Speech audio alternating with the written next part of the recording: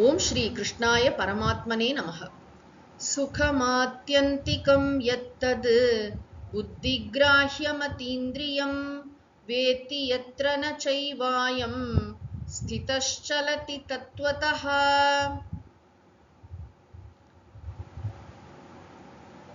भगवान श्री कृष्णர் இந்த ஸ்லோகத்திலும் தியானத்தின் பயனை தொடர்கிறார். இந்த தியானத்தின் பயனாக எப்படிப்பட்ட இன்பம் கிடைக்கிறது? ஏன்னா நானே ஆனந்த ஸ்வரூபம் என்பதை உணர்வதால் கிடைக்கும் இன்பம். அந்த இன்பம் எப்படிப்பட்டது அப்படின்னு பகவான் சொல்கிறார். எது ஆத்தியந்திகம் சுகம். ஆத்தியந்திகம்னா எல்லையற்ற இன்பம். நம்ம உலகத்துல அனுபவிக்கிற இன்பங்கள் எல்லாத்துக்குமே லிமிடேஷன்ஸ் இருக்கு. ஒரு நேரம் இன்பமா இருக்கும், கொஞ்ச நேரம் கழிச்சு அதுவே துன்பமா மாறிடும். எல்லா நேரமும் கிடைக்காது. இப்படி ஏகப்பட்ட வரையறைகள் இருக்கு. எந்த விதமான வரையறைகளும் இல்லாததான் ஆத்தியந்திகம் சுகம்.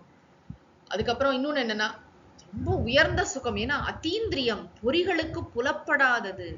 அது கண்ணால பாக்குறதோ, காதால கேட்டு அனுபவிக்கிற இன்பமோ, வாயால சுவைச்சு அது வந்து ஒரு டான்ஜிபிள், வெளியில இருக்கிற கிராஸ் விஷயம் அல்ல.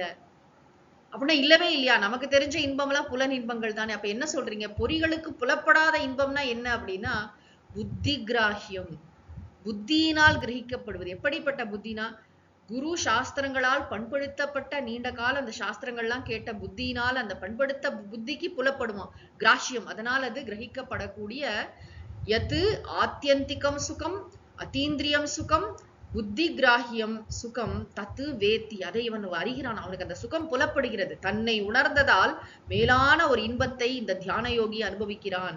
அது மட்டும் இல்ல, எத்திர ஸ்திதஹ, எந்த நிலையில அவன் வந்து அந்த அந்த தியானத்துல நிலைச்சிருக்கா இல்லையா, மனம் ஒடுங்கி இருக்கிறது, மனம் பரம்பொருளில் இளைப்பாறுகிறது, மனம் பரம்பொருளிலேயே இன்புற்றிருக்கிறது. அந்த நிலையில தத்துவத்தக ந சலதி.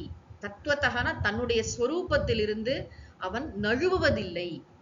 ஒரு வாட்டி இந்த விஷயத்தை வந்து அவன் நன்றாக அந்த தியான பயிற்சியை மேற்கொண்டு, இது வந்து காலையில கொஞ்ச நேரம், சாயங்காலம் கொஞ்ச நேரம் அப்படி பண்றது இல்லை. எல்லா நேரமும் இந்த உண்மை உணர்ந்த பிறகு இது வந்து இதிலிருந்து அவன் நழுவ மாட்டான் அப்படின்னு பகவான் சொல்கிறார். ந சலதி, அங்க அந்த தத்துவத்திலிருந்து அவன் நழுவுவதில்லை. அதாவது நம்ம குழந்தைங்க எல்லாம் கூட ஆரம்பத்துல படி படி படின்னு சொல்லணும். ஆனா அந்த குழந்தைங்களுக்கே பொறுப்பு வந்து ஒரு வாட்டி நல்ல மார்க் வந்து படிப்புலயும் ஒரு இன்ட்ரெஸ்ட் வந்துருச்சுன்னா தானா படிப்பாங்க இல்லையா? அந்த மாதிரி தியான யோகிக்கு வந்து இது புலப்பட்டு விட்டது. என்னன்னா, இப்படி ஒரு இன்பம் இருக்கிறது, தன்னை உணர்வதால இப்படி ஒரு இது இருக்குங்கிறது தெரிந்த பிறகு, அப்ப எல்லா நேரமும் காலம்புற 5 நிமிஷம், அப்ப சாயங்காலம் 5 நிமிஷம் இல்லை, எல்லா நேரமும் செயல்களுக்கு இடையில அவனுக்கு எப்பப்ப நேரம் பிடிக்குதோ தன் ஸ்வரூபத்தில் அவன் இளைப்பாறுவான். மனசு வந்து ஒடுங்கி இருக்கு, வந்து தன்னை அவேர்னஸ் அப்படின்னு சொல்றோம் இல்லையா?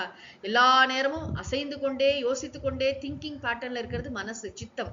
அதெல்லாம் ஒடுங்கி பியோர் அவேர்னஸ், ஐ ஆம், அந்த இதுலயே அவன் இருக்கானாம். ஒவ்வொரு, அதாவது எதை பார்த்தாலும், எதை இங்க வந்து பாக்குறத பத்தி பகவான் சொல்லல, தியானத்தை பத்தி சொல்கிறார்.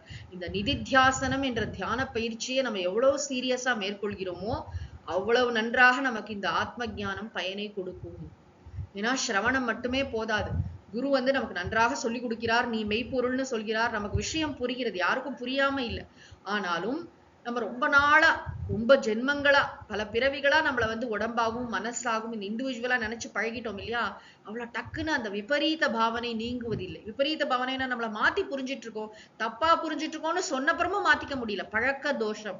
அந்த பழக்க தோஷத்தை நீக்குவதுதான் தியானத்தின் வேலை. அப்ப தியான யோகி என்ன பண்ணுகிறார்னா, நிறைய நேரம் தியானத்தில் ஈடுபட்டு இந்த பேருண்மையை அவனுக்கு உணர்ந்து இந்த ஆனந்தத்தில் திளைத்திருப்பதால், இப்ப நான் அப்படின்னோனே, நான்கிறது அகம் பிரம்மாஸ்மி, நான் தூய உணர்வு. அந்த அளவுக்கு ஐடென்டிட்டி வந்து இந்த ஸ்மால் ஐய கேபிட்டல் ஐயால ரீப்ளேஸ் பண்ணணும். அந்த அளவுக்கு இவர் தியான பயிற்சியில் நன்றாக ஈடுபட்டு அந்த எல்லையற்ற அந்த இன்பத்தை அவர் உணர்ந்திருக்கிறார். இதெல்லாம் சாதாரண உலகத்துல வந்து எதையோ பெரிய செல்வம்னு சொல்றோம், நிறைய பணம் கிடைக்கிறது செல்வம், அது பெரிய வெற்றி என்னெல்லாமோ சொல்றோம். இதற்கு ஈடு இணை உண்டா? ஞானத்திற்கு ஈடு ஞானத்தில் இல்லைன்னு சொன்னதுக்கு காரணம், இந்த இன்பத்தோட எதையுமே நம்ம ஒப்பிட முடியாது. தைத்திரிய உபநிஷத்து அவ்வளவு அழகா சொல்கிறது. உலகத்திலே அந்த ஒரு இன்பத்தையும், அதாவது தேவர்களோட இன்பம், பிரஜாபதியோட இன்பம், எல்லாருடைய இன்பங்களையும் கிரடேஷனா சொல்லிக்கொண்டு, இவரை காட்டிலும் 100 மடங்கு 100 மடங்கு 100 மடங்குன்னு சொல்லி அந்த எல்லா இன்பங்களுக்கும் நிகரா எதை தெரியுமா சொல்கிறது? ஸ்ரோத்ரியஸ்ய அகாமஹதஸ்ய. யார் ஒருவன் நன்றாக இந்த உண்மையை புரிந்து கொண்டிருக்கிறானோ, ஆசையினால் கொல்லப்படாதவனாக இருக்கிறான், அதான் நல்லா தியானம் பண்றவன் அனுபவிக்க கூடிய சுகம். அதை பத்தி இந்த ஸ்லோகம் சொல்கிறது. அவனுக்கு அப்படிப்பட்ட மேலான இன்பத்தை இந்த தியான யோகி உணர்கிறார். தன்னை உணர்வதால், தன் ஸ்வரூபத்தில் நிலைத்திருப்பதால் அவர் இந்த இன்பத்தை, எப்படிப்பட்ட இன்பம்? வரையறையற்ற இன்பம், பொறிகளுக்கு புலப்படாத இன்பம், நல்ல பண்படுத்தப்பட்ட புத்தியினால் விளங்கிக் கொள்ளக்கூடிய இன்பம். அந்த இன்பம் அதில் நிலைத்திருக்கிறார். அது அங்க நிலைத்திருக்கிறார். அதிலிருந்து அவர் நழுவுவதில்லை. மறுபடியும் ஒரே இது குழப்பமாகிறது, மயக்கத்தில், இதெல்லாம் மனசோடைய ட்ராப், மனசோடைய ஜாலம். அதுல இவர் மாட்டிக்கிறது இல்லை. பகவான் நிறைய இடத்துல பின்னாடி கீதையில சொல்ல போறார்.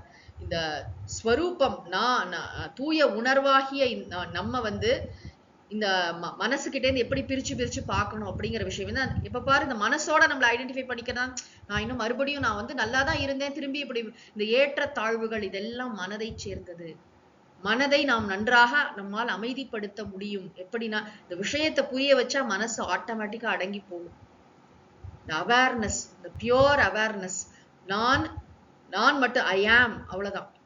நம்ம அதுக்கப்புறம் ஏதாவது ஒண்ணு போட்டோம்னா தான் பிரச்சனை. நான் தூய உணர்வு, அவ்வளவுதான். அந்த கான்சியஸ்னஸ் அதுவாக இருக்கிறோம் இல்லையா, அதுல கிடைக்கக்கூடிய இன்பம், அது தியானம் பண்ணி பார்த்தவர்களுக்கு தான் தெரியும்.